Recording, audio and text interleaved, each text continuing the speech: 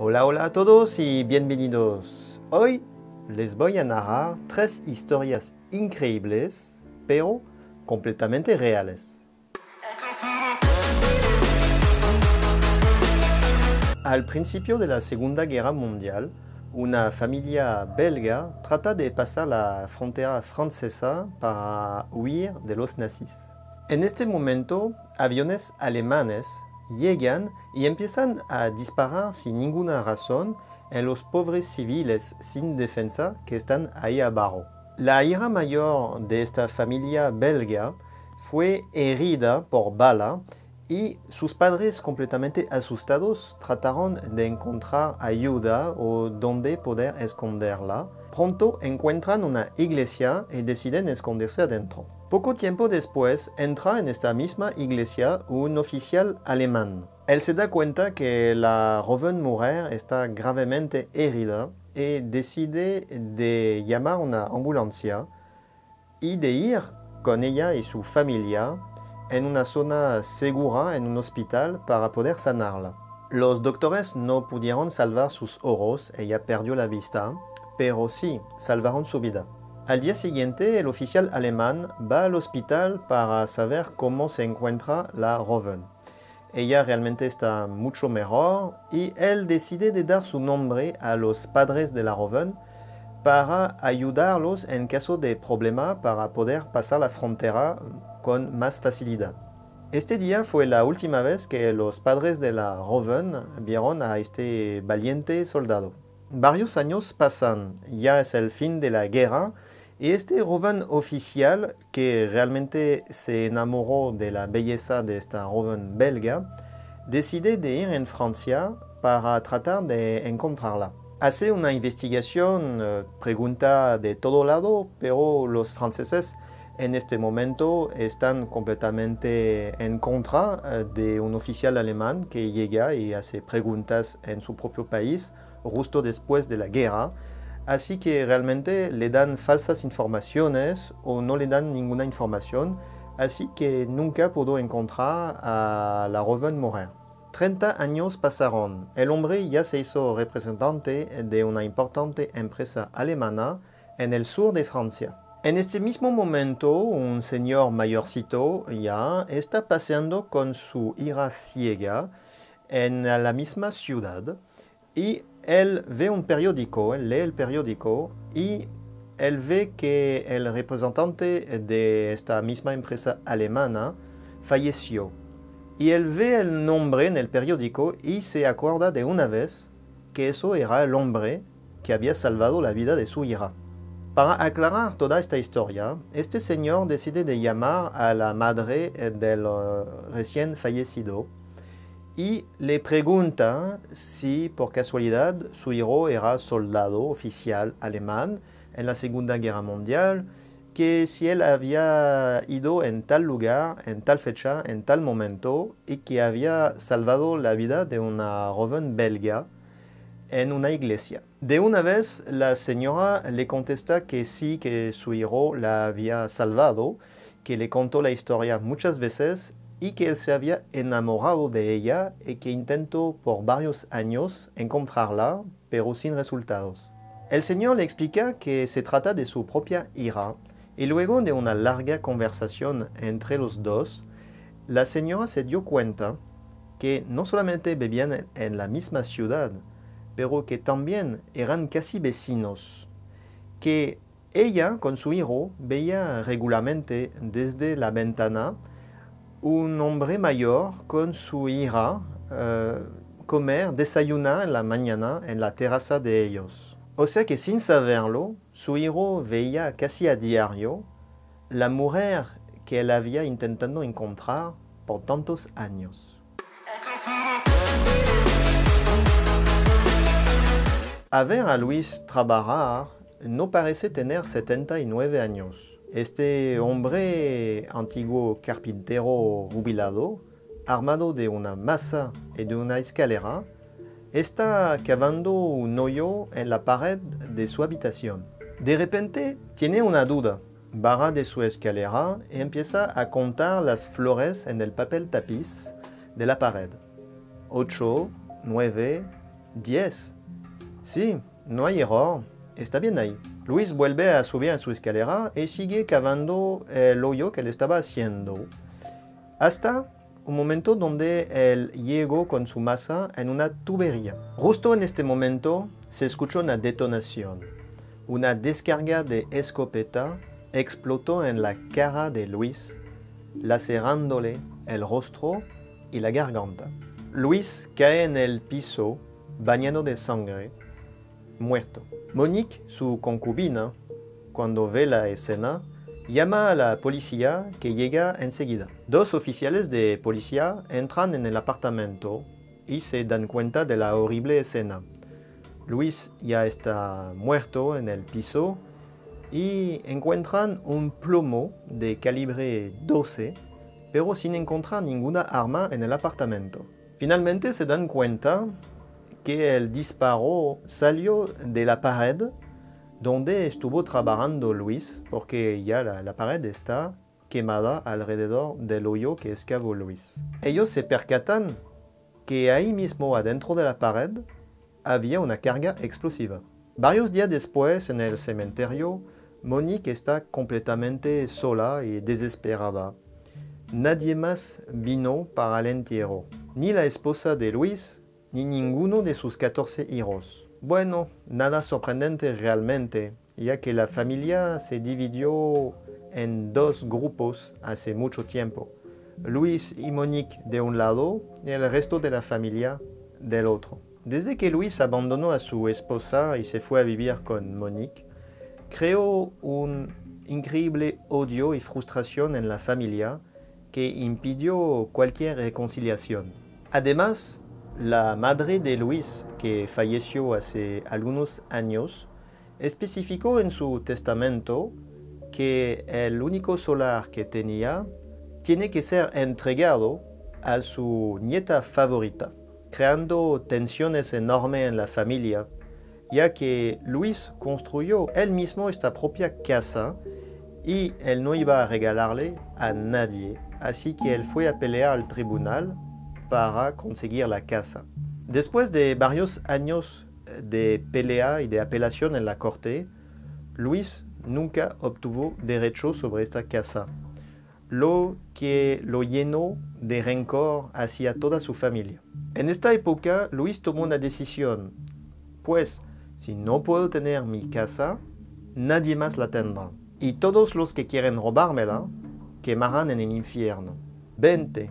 Sí, Luis fabricó 20 trampas mortales que él disimuló en toda la casa. La primera trampa es una cisterna de 500 litros escondida en el ático. Un detonador ubicado debajo de una cerámica se activará con la presión de un paso y producirá la explosión de una pequeña carga lo suficiente potente como para liberar el contenido de la cisterna, una mezcla de agua y de ácido clorhídrico. La trampa número 13 es la más simple de hacer. Una granada ya lista para explotar adentro de una olla en la cocina. Al final del año 1999, Luis termina de instalar su última trampa. A partir de ahora, la casa está llena de 20 máquinas a distribuir la muerte. Justo después activó la última parte de su plan diabólico. Hizo circular un rumor que ya no quería pelear más con su familia, que de verdad la casa les pertenecía a ellos y que se va a mudar, dejándolos todo el derecho de la casa. En realidad, en su plan, él quería ir a esconderse en Alemania para poder disfrutar a lo lejos de todo lo que iba a suceder. Pero al último momento, Luis decide posponer de unas semanas su mudanza. Su perfeccionismo lo empujó a modificar su trampa número 18, la que él escondió en la pared de su habitación. Quería equilibrar la carga, ajustar el mecanismo. Monique en este momento se quejó mucho. Le dijo, mira, las maletas están ya listas, vámonos de aquí, tú no tienes que seguir con eso. Pero Luis no escuchó. Agarra su masa y su escalera y empieza a cavar un hoyo en la pared. Arnaud de Boisdefer contempla con satisfacción la enorme pila de cartas que él acaba de recibir. Los timbres postales indican que vienen de todas las partes del mundo. Arnaud decide abrir en prioridad una carta de una mujer que vive en África. Contiene un mensaje de amor y un cheque de un monto confortable. Con esta mujer, el doctor Arnaud de Boisdefer suma 121 prometidas. Ella sin duda alguna está bastante generosa con él. El doctor termina de abrir todas las cartas y va al banco a depositar todos sus nuevos cheques. Obviamente aprovecha para coquetear con Colette, la carrera del banco, que le pregunta tímidamente cómo él hace para recibir tantos cheques del mundo entero. Estamos en 1961, le contesta el doctor. Ya ahora es un mundo moderno. Lo que hago son diagnósticos a distancia. Mis pacientes me llaman por teléfono y me explican cuáles son sus problemas. Establezco un diagnóstico y les envío por carta una receta médica. Estos cheques realmente son mis honorarios. De vuelta en su casa, el doctor Arnaud coge un papel y un lápiz y empieza a escribir. Señora, me alegra mucho de escuchar que usted ya se encuentra mucho mejor. La última foto que usted me envió me permitió darme cuenta de la dulzura de su rostro, de la bondad de su corazón y de su alma. Todas estas conversaciones que tuvimos me abrió los ojos. Ya no puedo seguir escondiéndome detrás de mi timidez. Soy médico y hasta ahora solamente me dediqué en mis pacientes. Nunca pude tener la alegría de imaginarme algún día poder tener una familia. El doctor firma la carta con mucho amor y aprovecha para agregar una foto de él. Apenas acaba de escribir esta carta que ya empieza a crear una nueva ficha de otra mujer que vive en Suiza. El doctor Arnaud ya envió más de 1000 cartas a través del mundo a mujeres aisladas, en falta de amor y adineradas, obviamente.